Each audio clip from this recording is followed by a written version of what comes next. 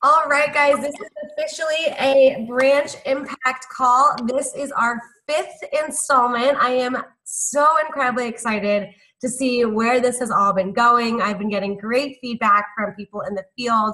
So I'm really excited that the panelists have been so great. The messages have been great. And if you haven't had the chance to be on all of the live calls, they're all recorded. They're all posted onto YouTube on my YouTube channel. So you can just search my name on YouTube. You'll find my channel. I think I'm the only Shelby Wildgust in this entire world. So you can find the YouTube channel. You can watch the recordings because they are absolute gold. And it's all the panelists. It's all of their knowledge and their experience. So definitely make time to watch those recordings if you haven't been on the live. Love you. I love you. All right. Be careful driving. Guys, make sure to be muting your lines. I appreciate the love being sent from, I think it's your mom, but we're going to have to mute all of these lines here. Okay. Cool. So, quick housekeeping things to cover. We have a couple upcoming calls, so make sure to put these in your calendar. March 15th at 3 p.m., you'll see me blasting this all over the Branch Impact page tomorrow, but we have Mallory O'Neill, who works in my office in Vector East. She is the campus recruiting manager for all of Vector East. So she's the one who makes the relationship with DECA. She's the one who makes the relationship with your college campuses.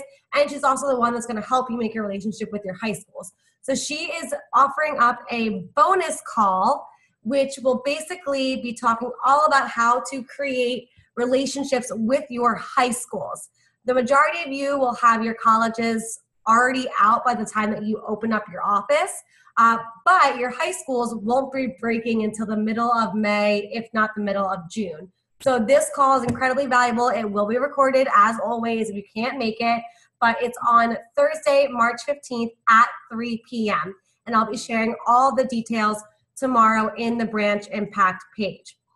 Next thing to mark in your calendar is March 20th at 9 a.m. A lot of you already know what this call is, but this is a bonus call that we're hoping to do more than just next week. But John Wasserman, the DVM of the Powerhouse Division in the Northeast region, graciously volunteered his time to run PDI and PC scenarios with you guys. So essentially what you'll be doing is you'll jump onto the call at 9 a.m.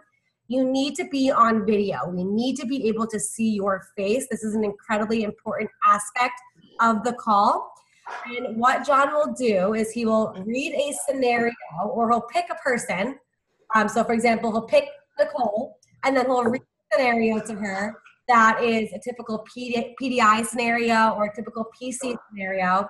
Nicole will have 30 seconds to think of a response, and then she will role play it 3 minutes. I'm going to mute everyone's line here. She will role play it back to him for 2 to 3 minutes, and then he will give live feedback in front of everybody. So guys, like I said, this is a call that you definitely don't want to miss, but you need to RSVP for the call. If you've already RSVP'd, I've sent you the link information. If you're still interested in being part of that call, send me a direct message and I will send you the link information. Next thing to cover really quickly in housekeeping is Facebook Jumpstart. Lesson 3, Building Relationships, came out on February 27th. I listened to it today. It is absolute gold. It's not just about Facebook recruiting. It's about recruiting in your office in general, PR culture, team culture, being aggressive about recruiting. So if you haven't watched that, put it on your calendar to watch it or listen to it tomorrow or sometime this week because it is so good. I was blown away by the content. And then lastly, you might have seen my video this morning that I put in the Branch Impact page, but the video was all about the importance of LinkedIn. Guys, this takes 10 minutes to set up a LinkedIn. And to be totally honest, if you are a college student or just a millennial in general, you need to have a LinkedIn. Facebook is great. Twitter is great. Instagram's great. Snapchat's great. But if you really want to be looked at as a professional in society, you need to have a LinkedIn. And so I put a document in the Branch Impact page that is all about LinkedIn recruiting. Or sorry, LinkedIn profile, not LinkedIn recruiting. That's probably something that's going to happen in the future. But as of right now, LinkedIn profile. So when your kids, when your future reps get your letter in the mail, they are going to look you up. It's just natural. If you have a LinkedIn profile and it looks crisp and clean and describes who you are and what you do, your show to interviews and your show to training will rise. But if you don't have a LinkedIn or it's not updated, do yourself a favor and get that figured out right away. Okay, without further ado, we're going to get started with the call. I believe Emily is on the call. Is that right, Emily? We're gonna. Yes, I am. And then Joseph's on the call too. Awesome. So like I said, guys, I'm going to be muting everybody else. So panelists, when you do begin to speak, make sure that you are unmuted. Okay. So this call is one of my absolute favorite topics to talk about. It's all about discovering your why and promoting your office vision. Guys, your why is what's going to drive your action and your results this summer. A really, really great thought leader in this entire topic is this guy named Simon Sinek, or Sinek, not sure how you pronounce his last name, but you'll probably hear some of our panelists either quote him tonight or reference some of his books. But a couple of quotes that I absolutely love by him that I want you guys to take note of are this one in particular: a small group of inspired and engaged employees or sales reps can have a positive impact on the entire organization. The tail can wag the dog. And he's talking about your why here and getting you people tied into your why, but also you figuring out your people's whys as well. We know what we do. We know how we do it. Now we need to know why we do what we do. Another great quote by him. Now, something that I promised all of you in the beginning of this call was something that I came across a couple weeks ago, and it's my journal from my second branch summer. And I knew that I always had it, but I didn't really know where it was, and I recently came across it, and I opened it up to start reading through it, and I came across something that I wrote down on April 22nd of 2014 that really dug into my why. So it's a poem, and I want to read it all to you guys tonight, and then we're going to dig into the content of tonight's call. So this is my journal. It's kind of cute. It's pretty tattered, but here's the poem. It's called The Start of the Race. I can try to sort my thoughts on paper, but I don't know where to start. I can try to make sense of what I'm thinking, but then I really start to fall apart. I know I am destined for greatness without sounding too cliche, but I was told from the time I could walk that I'm going to make it big one day. And I know my future gleams with excitement and growth. I'm doing something that I love, but for some reason, I can't shake this notion that I'm not good enough to rise above. Stop right there. I keep telling myself those three simple words. These thoughts are not worth thinking. Shelby, you're being absolutely absurd. Throughout my short 20 years of life, I've worked hard and at times I've slacked, but ambition, drive, and desire were never things I lacked.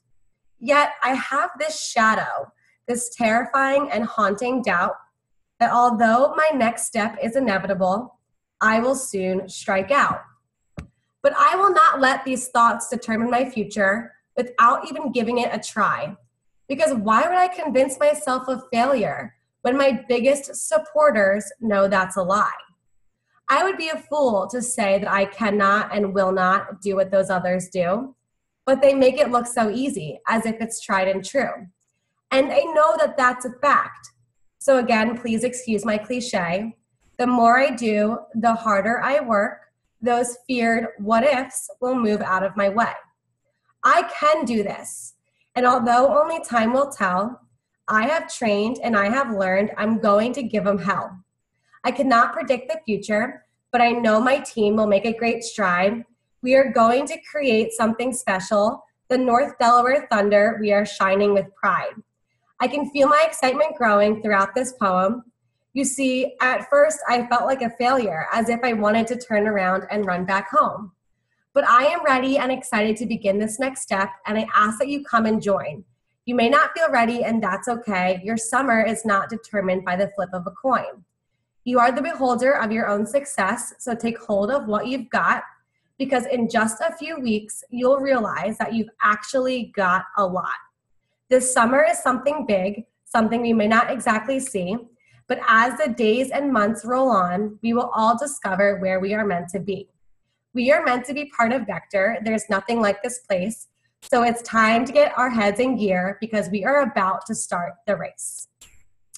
So I wrote that in April 22nd, like 4 days before I opened. And as you can tell, I was still super nervous. But this poem allowed me to dig deep into my why and get excited about, being able to succeed and to give my team something to strive towards. And so I just want to let you all know, if you're listening and you kind of feel a little bit nervous and hesitant about the summer, we've all been there. I felt hesitant in April, right before I opened up. So no matter where you are, I hope that this call and what we're going to bring to you tonight is going to be really powerful, really impactful, and really get you to think about the reasons why you decided to go branch. So thank you guys for letting me share my poetry with you tonight. But that being said, I want to introduce our amazing panelists, and I am so excited about these three people who are joining us for tonight's call. We have Emily Dishong, who is a brand new panelist. We haven't had her speak before, but she's an absolute rock star. If you jumped into the Branch Impact page before this call started, you might have seen her live video that she left. She is so awesome, and I cannot wait to hear her speak. Just a couple stats about her. She was a senior branch last summer, and she's a new DM in Provo, Utah. She's part of the Intermountain Division and part of the Central Region. She was number 3 in the nation last summer in total business sales and number 2 in the nation in new business sales as a senior branch. She had the highest amount of recruiting as a branch manager with the 191 reps on her team, and her office total was 298,465 CPO. That is a lot of paring knives, you guys. She also had a 48% increase in CPO from her first summer into her second summer. So she's an absolute rock star. Nicole Nisbet is someone who we've heard from before. Lots of energy. I'm really excited to hear from her again. So she was a first-year branch last summer in South Fort Worth, Texas, in the Texarkana Division in the Southwest region. She was number 5 in the nation in total business sales.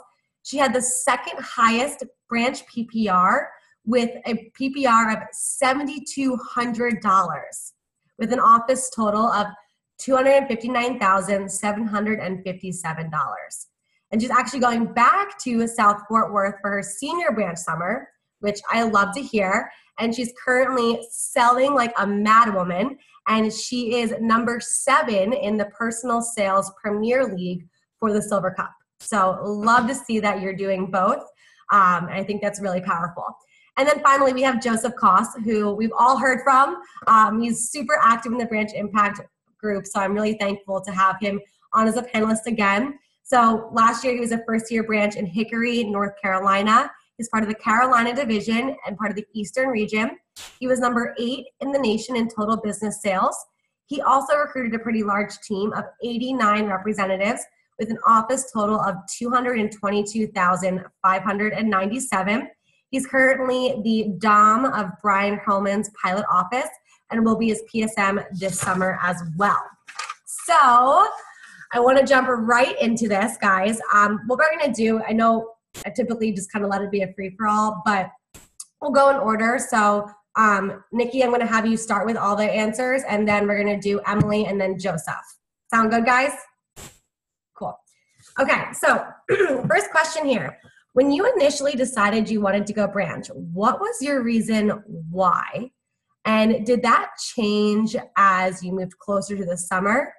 And I also know that all of you have made the decision to return to Vector in some type of management capacity. So has your why changed since then? So initial why, then right before your summer why, and then your current why. Me? Yep. Okay, cool. Hi, y'all. So my initial why was I'm very money motivated. So that was kind of my why from the beginning. And so for me, I just kind of sat down and was like, what do I have to do in order to live the life I want for the next 9 months? So for me, that's really what I did. But my manager she was like, hey, don't just write down like how much money you need to make, but write down like personally, professionally, and financially all the things you want. And so, it got me to think bigger and think of like ideas, for myself. And so like personally, one of the really big things is like I've said this before on some of the calls, but like I didn't want to gain like 20 pounds. Like I know we all know that manager that like gains a bunch of weight over their first summer. So I did not want that to be me. So I like wrote down like that I had to go to the gym like at least like during the weekday, every weekday. And then the second thing was I wanted to take my mom to Hawaii. And so I wrote that down.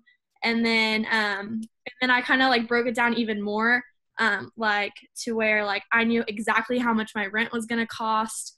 And like, I tell you, like paying 10 months rent in advance was probably the most like amazing feeling I've ever had. Like being able to write that check and be good, like about your living situation for that long was just really, really exciting.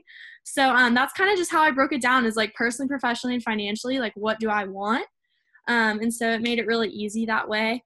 Let's see, how has it changed since then? When it got closer to the summer, or like even in the summer, I think it really changed just because, it wasn't just like some people ask me like, do you ever get demotivated? And it's a lot different when you're a rep than it is when you're a manager. When you're a rep, you're like, oh, I don't go. Like you don't want a paycheck, you don't really have to. But if you're a manager, I mean, you got people that are expected to be at training or interviews or whatever it may be. So that kind of gets you up in the morning. And I think that was the biggest thing for me that like, my why wasn't just about me anymore. It was about all the other people that they had their why. So I think that's kind of like was the shift of change too. It wasn't just about me. It was about other people. And then how has it changed now? I think it's gotten more exciting because like I didn't delegate at all last summer. Like I had one like assistant manager, but he wasn't even really an assistant manager. I think he did 4 reverse field trainings. That's all he did. So this year, like I've really kind of gathered like 2 main guys and like they're going to summer kickoff and I'm really excited about them. And like I took them to Chewy's on Saturday night. And I just had this like incredible conversation with them and I got them so like fired up, paid for dinner, did the whole, shebang. And then I actually mentioned the book that Shelby gave me a book. It's called The Dream Manager. And it's basically about like making your people's dreams come true and like sitting down with basically it's a PC, like sitting down like weekly or monthly and saying, hey, like, where are we? Like, are you getting to your goals?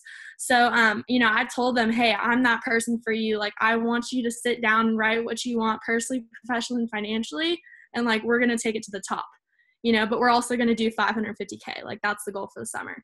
So I think that's kind of the new why and what I'm getting really excited about. So yeah, hope that answers. I love that. Thank you so much for sharing all that. So guys, just to quickly summarize what Nikki said, personally, professionally, and financially, when you think about those goals in that category, it makes it easier to kind of narrow down some of the reasons why you're going branch. And Nikki, I wrote down fitness, family, and financial because, you had a fitness goal, you brought your mom to Hawaii, and then you obviously had a financial goal as well. So that's cool. And then to see that your why shifted from personal to your team is really important. We're going to get into that a little bit more throughout the call. But I want to go over to Miss Emily.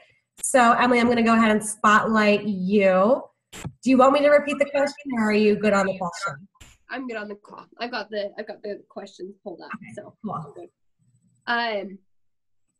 First off, I apologize for my voice or if I cough or I sneeze. I'm just getting over a cold, so just totally fine. Bear with me throughout all this. But I'm first off, I'm really grateful to be on this call. I'm really excited to talk about this subject. This is one of the most empowering things you could do to prepare for your summer.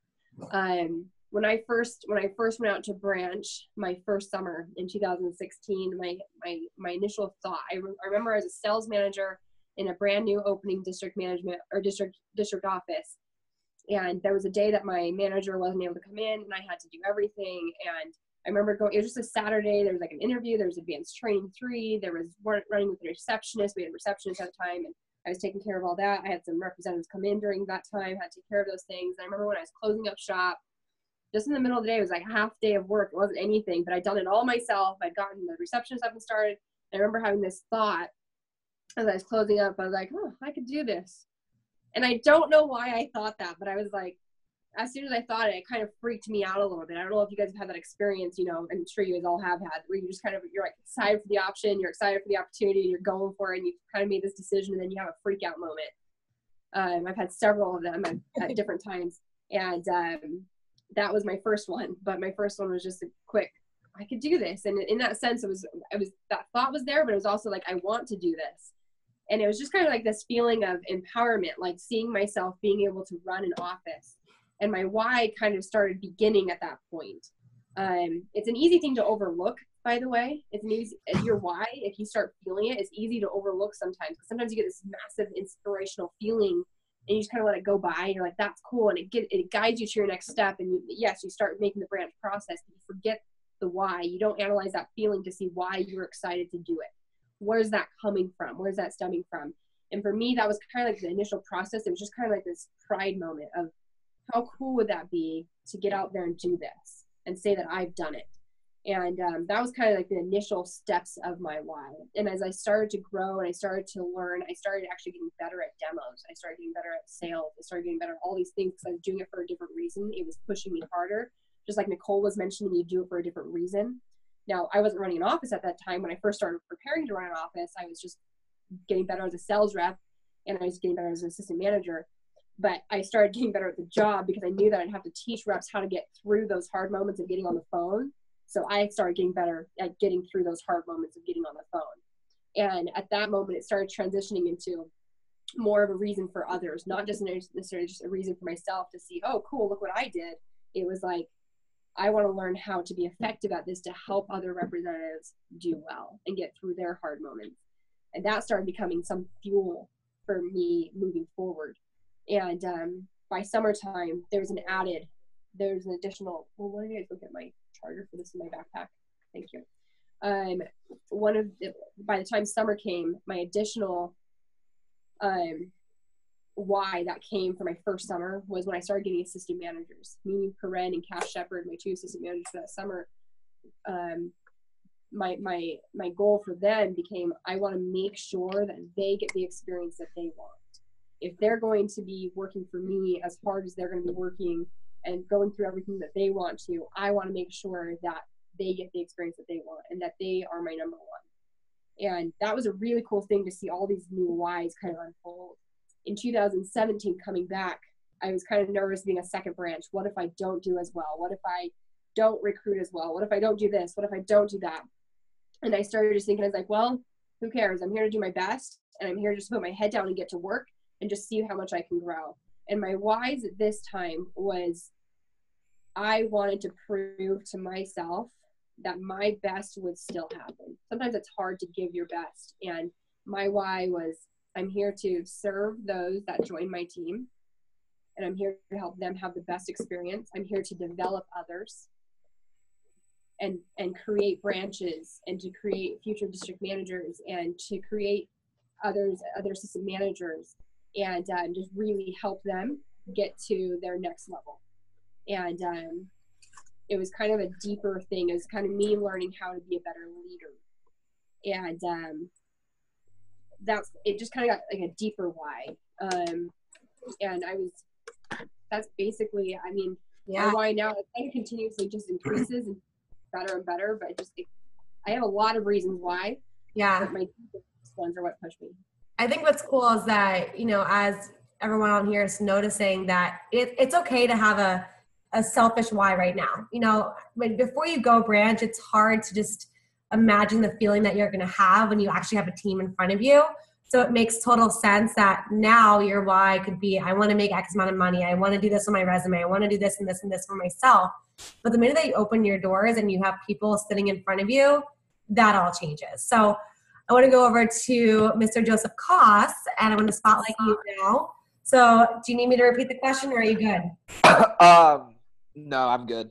Okay, I cool. appreciate it. But so for me, when I initially wanted to go branch, I started in 2015, and I was in a great office where it was kind of weird if you didn't go branch. And initially when it was promoted to me, I was a sophomore in college at the time. I went to a private school where it was pretty competitive academically. So for me, I wanted something that was going to really stand out on my resume. And every adult that I spoke to about the branch opportunity and I explained what it was, I mean, it was just unmatched to anything I can do.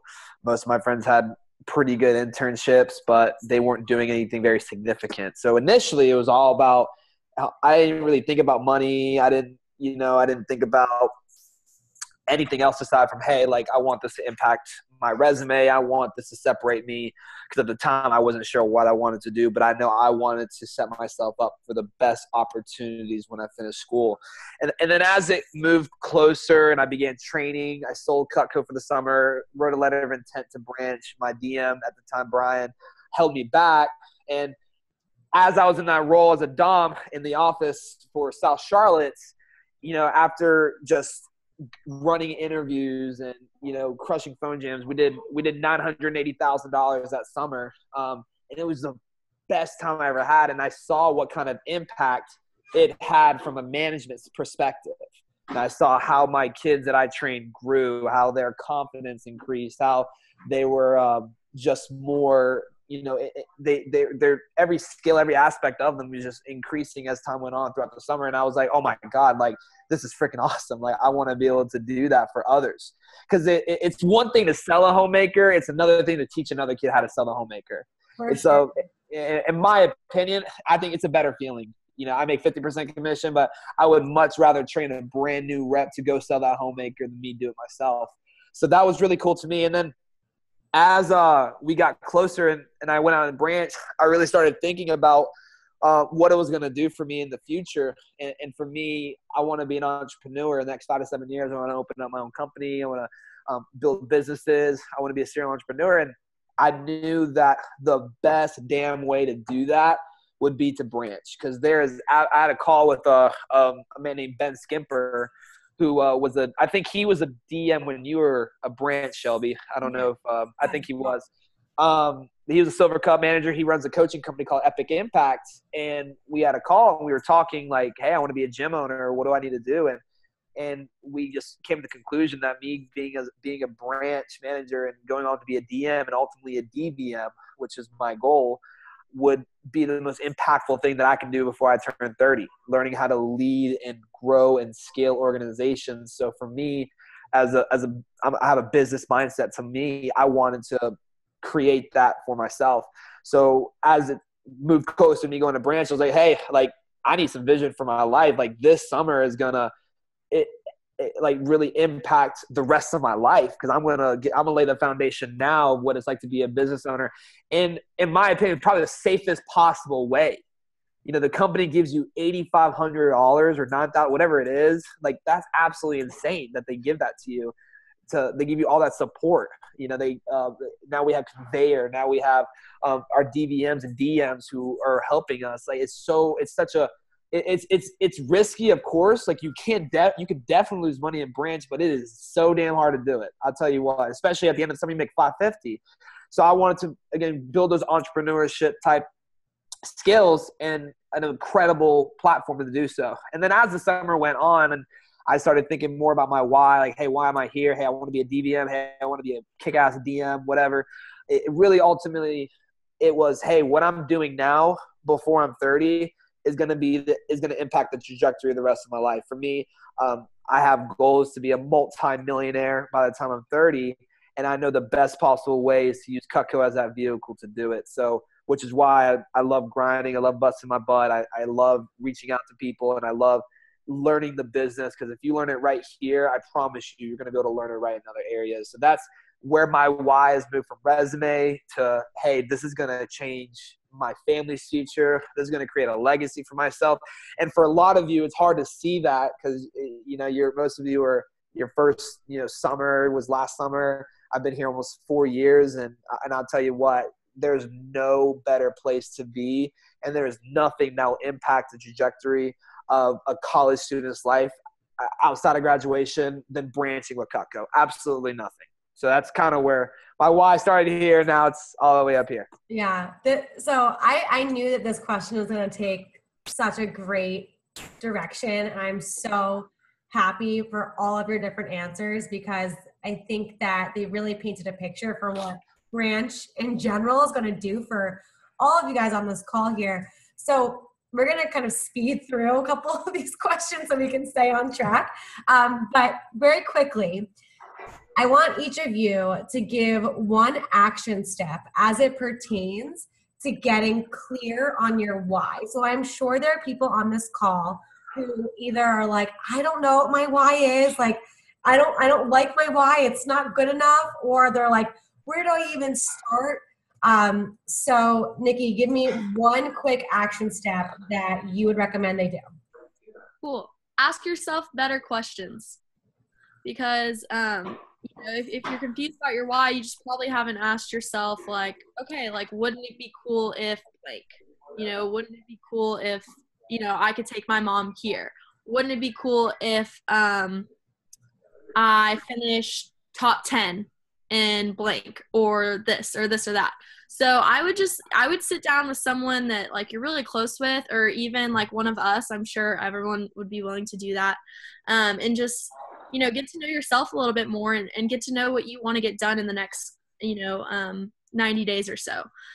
So yeah, I think that's pretty good. Ask yourself good questions. I love that. All right, Emily. I like that as well.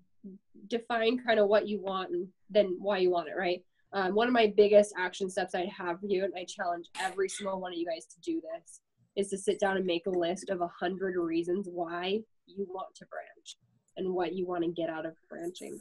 Because what you want to get out of it is also another why you're doing it, correct? But that is a massive thing. It might be really difficult for you to get up to 100. But you're just going to keep on going and keep on going, and it's going to add up. Every single reason may not be the strongest reason for you, but at different times in the summer, one why is going to push you harder than another one. And you're going to forget the reason why that was why in the first place. You're like, well, I don't care anymore. Like, that's too hard. That's just not possible. You lose hope for whatever reason. But then you come down the list a little bit and you're like, oh, no, I need to do this. This is why. And it's going to be massively empowering to you to help you get through your summer. You go through all different types of reasons, by the way. You can go through financial reasons. You can go through selfish reasons, other reasons. I mean, some of my reasons why were, I want to have a key to my own office. Like, that's all I want. I want a key on my office ring for my own office. Like, that's it.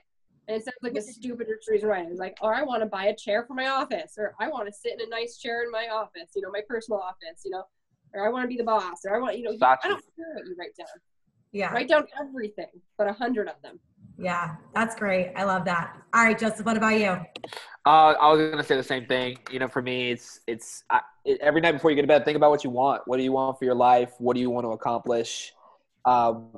Take a walk by yourself. When I was in Germany this past week for the manager's national trip, I just took a walk by myself, like left the hotel, put on some athletic clothes, went to grab a slice of pizza in the city. And I just thought about what I wanted to accomplish. I listened to an audio, and and just thinking about, hey, what do I want for my life? What are my goals? I'm a big believer in the law of attraction. So figuring out your why is so important, because when the why is strong enough, the how is going to present itself.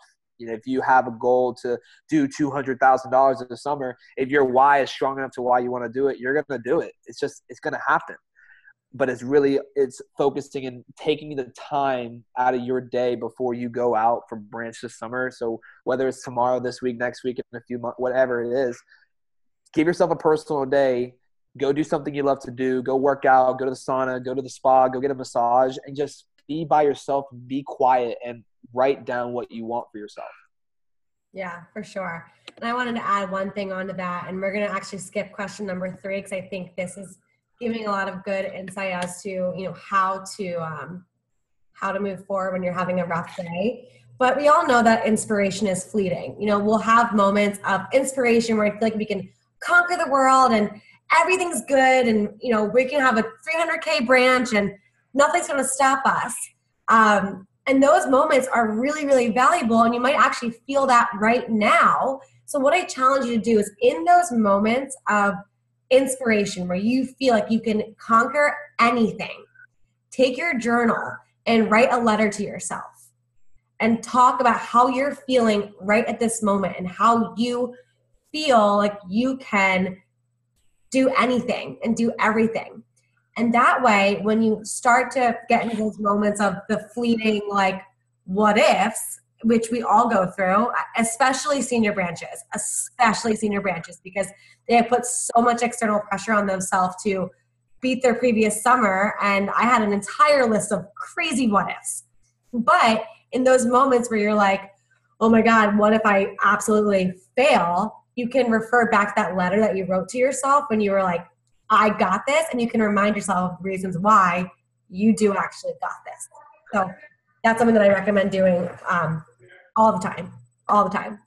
Okay, so moving into taking your own personal why and bringing it into an office vision. And we've already touched on a little bit about how, your why does change into an office vision as you open up. But specifically, the question is, how did you turn your personal why into an office vision? In other words, how did you turn the what's in it for me into what's in it for them? And Nikki, you'll go ahead and start. Okay.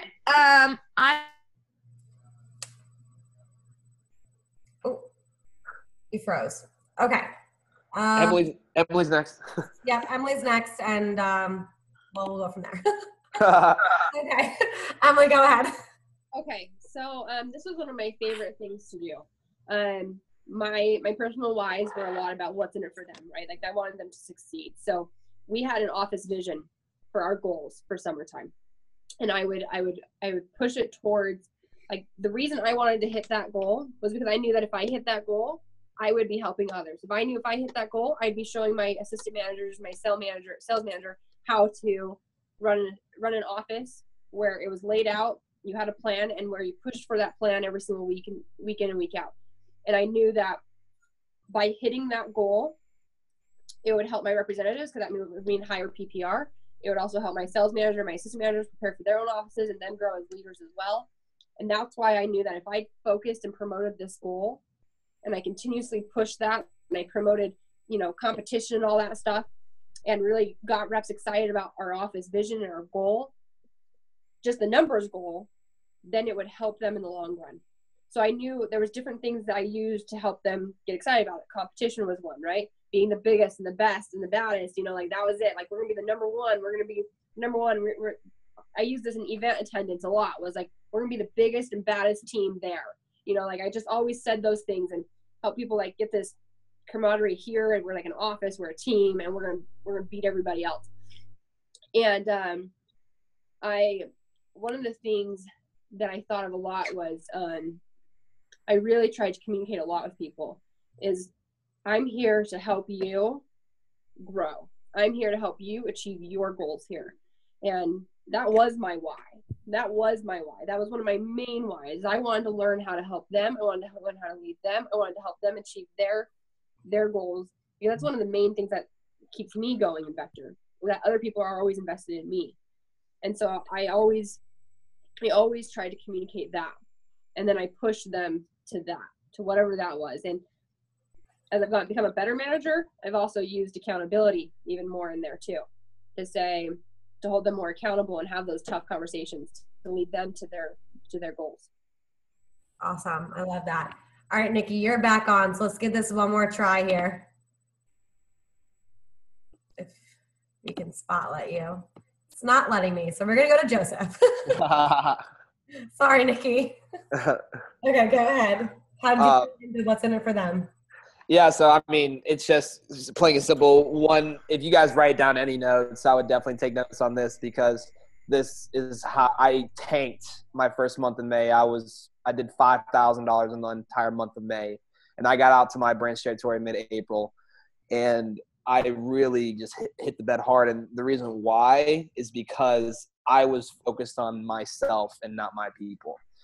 I was worried about what I'm going to get, not what they're going to get. So that's the first thing to really understand with this question is, it's not, I if I'm being upfront, I didn't really promote my vision to them. When I said I didn't promote my goal, my goal for the summer is $400,000. I didn't promote that really.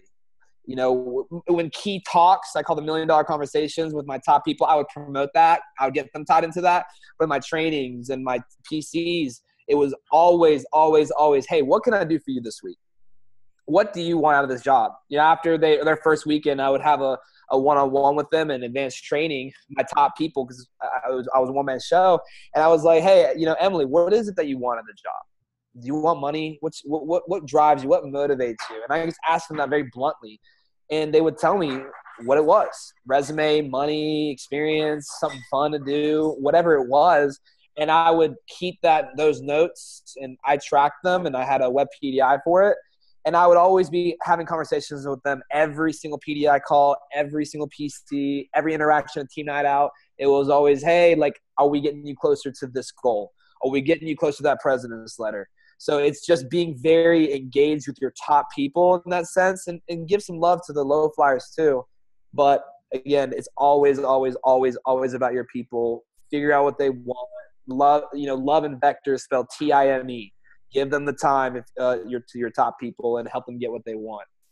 Yeah, for sure. And I love the idea of just keeping track of the goals, because these days, the people that are going to be coming through your office, they're used to, conversations with their friends where cell phones are constantly out. Everyone's Snapchatting. No one's really giving your full attention. But as a manager, if you can sit down with them and really give your time to them, undivided attention, and then remember the conversation and continuously go back to that conversation, you're going to make an epic impact. Okay, next question here. Then we're going to go into the Q&A session. So I'm back, by the way. I'm good, I think. We're gonna pull you in here really quickly then. Yeah, you're fine. So do you want me to? No, okay. So just talk about how you turned it into what's in it for them. Oh, the last question? Okay. Yeah. So basically, what's in it for them? Yeah. So how you took your personal. Okay, gotcha. So that's just the biggest thing too, is I remember my first training class, and I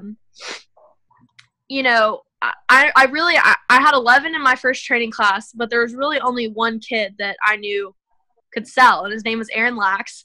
And he's a branch, and he ended up being an All-American, and he was my first 10K fast starter.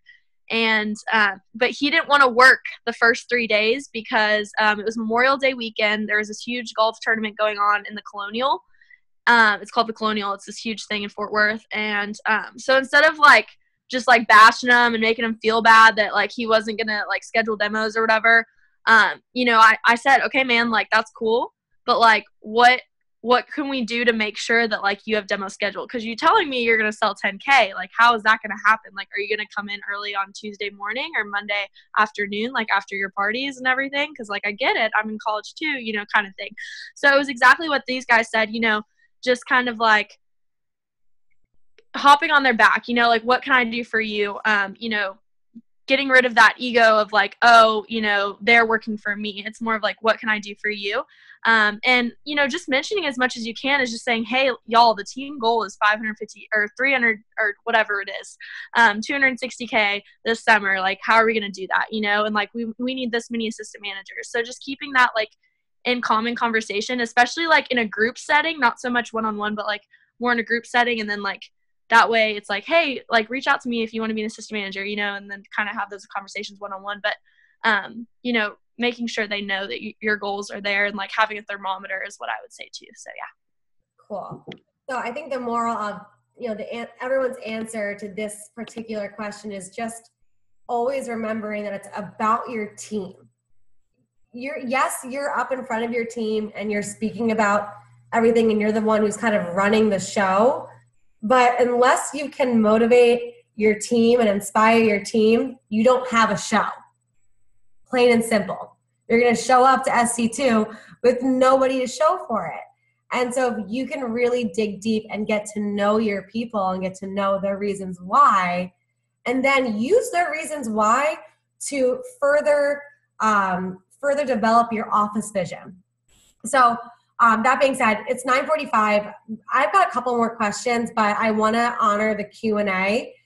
So what we're going to do, as always, guys, in the Q&A, use the chat feature to basically say I have a question, and we'll just go in order. So, okay, we have first chat right here. Question. Okay, Josh, go ahead. You are spotlighted, my man. Okay. Yeah, my question is pretty much for anyone. Like, obviously during the summer, you're going to have some reps come in. They're going to feel down. They had a really bad week. What would you do to, like, tie them back into their why, get them remotivated? And what are some things, like, you would stay away from saying? Like, you tried once, like, ooh, that didn't quite work. So you had to re-motivate them, essentially, and get their why back to them. Ladies first. Nikki, go ahead. Tell them a story about a time when you really struggled as a rep, or when someone really close to you or someone that you manage struggled as a rep, and then they came back, like, really big. So just kind of, like, engage that back, and then get to a deeper reason of, like, hey, are they okay personally? Like, is it just about work? Is it just that they had 3 no sales, or is something going on at home? Is something going on with their girlfriend? Is something going on, kind of thing? So I think that would be my biggest tip. Awesome. So, guys, if you have panelists, you know this from before, but we're only going to use one person per answer. So all those participants, if you guys have questions, use the group chat right now. So we got Josh. He has got his question, but who is next? And if you're on your cell phone, you can feel free to just unmute your line and speak up.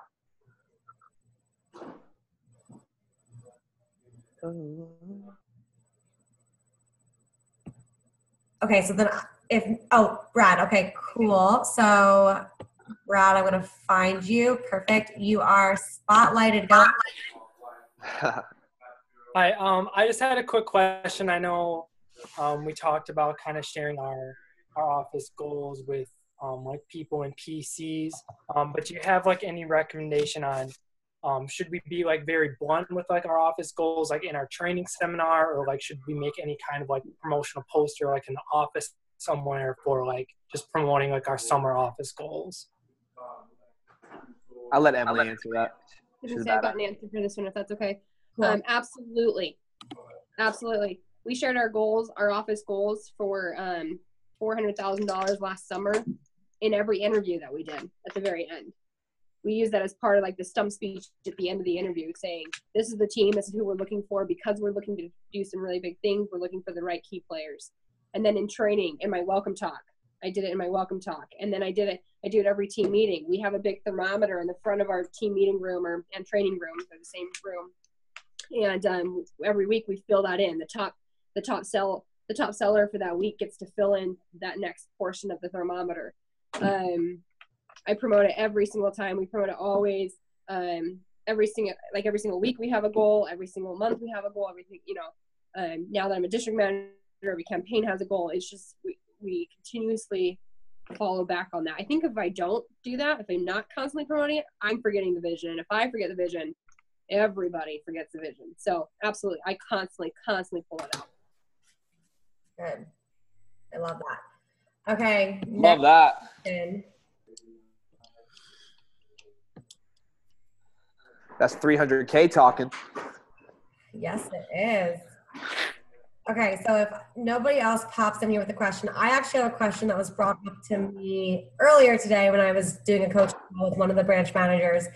So the question that was proposed to me was, when promoting an office vision, that's a big, huge vision, and you're talking about, having a number one team and a gold standard team, all of these, big things. How do you also appeal to the people who maybe don't get excited about that kind of stuff, or maybe, they're okay with kind of, just showing up and doing their thing. They're not the kind of people that are going to like latch on. And how do you not scare them away? Can I answer that? Yeah, I was actually hoping you would. All right, cool. So I'm going to be brutally upfront. Forget those kids. Like if you should pay as a branch manager, most of you are first time branches. You're not going to have, I'd imagine a lot of you don't have assistant managers. I ran the entire office by myself because I'm kind of a control freak. And I would have those kids who were just too cool for school. And I would call them out on it. I'd be like, I would pull them aside and be like, dude, are you too cool to do the team chant? Is that what this is? Like, are you too cool to go team night out, bro? Is that what this is? And they would get a little embarrassed. And then they'd either in or out. And they'd be like, no, I'm not. No. I'm like, okay, cool, dude. If you're going to be too cool, man, like, this isn't going to work, bro. Come on. And then they would show up the next time to the team night out. But it's a big thing when you're a one-man show is about the 80-20 rule. Your top 20% of your kids are going to give you 80% of your results. Your bottom 80% give you 20%. I focus on my top people every single day. I didn't have time to PDI everybody every single day. I had a huge team for most of the summer. And, again, you should try to PDI everybody, but I always made sure I got to my top people because those are my culture drivers. Your top performers are the kids who are going to bring everybody else up. I would put the low flyers in the back of the room for the team meetings, and I would bring all of the sharp kids that I love to work with and I love to coach in the front because I knew if they were fired up, that was going to bring those other people up too, and I knew they were going to be the ones who were shipping, not the ones in the back. To kind of bring a full circle, if you guys run into people this summer who just aren't that into it or they're not all about the team to say, ignore them. Give them attention, of course, PDI them and get them to sell, but focus on your top kids, your sharp kids who are going to be the ones who are driving your culture in the office because at the end of the day, culture is absolutely everything. And one last thing I'll say before I end my answer is, if you got to trim the fat to protect your culture, do that. I had many conversations over the summer with somebody who was kind of negative or was a little lazy at a phone jam. And I'm like, look, we're not going to work well together if you're going to bring that type of attitude into my organization. This is one of the top organizations in the entire country in the branch category. We're not going to work well together if you're going to keep that attitude up. So what do you want to do? Do you want to return your kid? Do you want to buy it? Or are you going to be part of it? And being that really up front, you're going to protect your office. You're going to drive more sales. And you're also going to create the culture of, oh my God, like Joseph just fired that sharp kid. Like, he's serious. Like, I don't need that guy. And I want my kids to understand that. So that's kind of a bulldozer, answer, Shelby. I don't know if that's exactly what you're looking for, but that's just yeah. So I hope the person that asked that question gets that answer. But I also want to direct that question to Emily because you had a really big team, Emily, and I'm sure you had out of 191 people. You were absolutely bound to have people that were all in and let's go and fired up. And then, of course, you probably had the low flyers who didn't want to do anything, kept their arms crossed. So I want to hear your answer to that question, too. Totally. To be honest, I didn't pay attention to them. Just like Joseph was saying, I didn't pay attention to them. I made sure that everybody just did it. I did it over and over and over again. We did our team cheer over and over and over again until everybody played along. That's all there was to it. If they felt weird one team meeting, they didn't show to the next, whatever. They didn't care about it. We were going to get a group. It was part of the culture that everybody was a part of it. It was just, that's just what it was. We did it our first summer. Our second summer didn't work out so well, but the first summer at the beginning of every team meeting, we danced. I literally played our team song, which was Welcome to My House, and we turned it up like, super loud, and we just danced. And I'd be the one, I'm like, come on, guys, get up. And there'd be 40 of us packed into this tiny little room. And I'd be up on the chairs and, like, trying to get other people up on the chairs and, like, just having fun. Just starting off our team meeting. Second summer didn't work so well because my assistant managers were on the total opposite end. They just weren't as, extroverted and things like that. So it was a little bit different. And I had some awkward moments even, but it doesn't matter. You just got to get out there and be confident and have fun and just put your all into it and help your team just have fun, laugh at yourself, it's fine. Just have fun and add to that culture, really just support that culture. Those who are naysayers are going to be naysayers wherever they're at. And if you can help affect them in any way to just learn to have confidence in themselves and have, be supportive of others and be supportive of the environment and the team, and you have a little bit of impact on them, great. And if you don't, and they don't stay, then that's fine too. Yeah. I didn't really pay attention to it. Shelby, can I say one more thing? I have one thought that I just need to get out there. Otherwise, I'm going to forget it. But guys, you are the CEO. You are the chief energy officer. You guys set the tone. Ooh. You bring the energy. You're the ones who are going to be the first ones dancing. I mean, you've all seen the Dancing Man video on the hill. He's dancing like a buffoon. Everyone's looking at him. Then one person joins him. You just need that one person to join you, and then another person joins you, and then another person, and all of a sudden, everyone's dancing, everyone's chanting, everyone's pumped up. And a really great book that gets this whole point across is called The Energy Bus. It's a really short read. It's a parable, so it's super easy. Read that book, and you'll learn how to tie people into the office vision. And those who don't want to be tied in, if they hand an order in every once in a while, that's fine. But don't waste your energy on trying to get them tied into something that, like Emily said, they were never going to be tied in to begin with. So Joseph, what did you want to say about that? Last thing I'm going to say is don't operate from scarcity when you're new. Like, if you get a sharp kids in your first few seminars, don't be afraid to lose people. Ultimately, don't operate from scarcity. Operate from a place of abundance. Act like you already have the team. Act like it's already established. Don't be afraid to push people. I'd rather someone quit for me pushing them so hard than them quit from not selling enough. Because then when they tell their boys why they quit, they're going to say, oh, yeah, like the manager, like, he really wanted me to sell. Like, he wanted me to make money. And their boys, if they're smart, they're going to be like, well, what the heck? Like, that sounds about right. And then that's going to create a culture around that town that you're in for your branch. Yeah. And to make a point on what you just said, guys, rewatch this talk and understand that when it comes to pushing a rep, it's very important that you know their why. Because if you're pushing a rep to make a lot of money who isn't here to make money, then there's going to be a disconnect, and you're not going to make that same effect. So, having those important conversations, like all the panelists said, to find out why they are here, and then crafting your message to them around their why will open the doors for you to actually push them and to drive them towards what it is that they want to get out of this job. Emily, you want to say something? Yeah, this is kind of hopping back to an earlier question, but I realized that I didn't speak too much about the event attendance and how whys really build into that. Would you like me to mention a little bit more on that? Please. So one of my main things I was really good at, I won all three, like each year I won, our region has contests every conference for the top branch office, the top new district office, and top district office, of who brings the most to each event. And I think I've won 5 out of the 6 conferences that we were part of between those 2 summers. And SC1 each year, I think first year we brought 43 or 44. Second year I brought 45. Emily, really quickly, how far away is your office from these events? So these events for SC1 and SC1, it was a 45-minute drive. Okay. SC2, it was a 2.5-hour drive. CFC, or third one, was also just a half-hour, 45 minutes. This year, though, as a new district office, this will be the one that will really show you.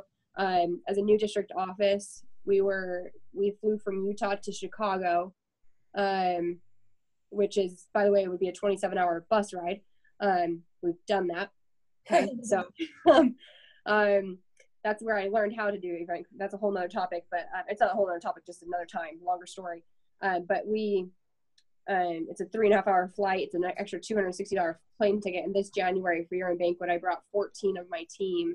And it's a much smaller team, obviously, but I brought 14 people with me to Year-End Banquet.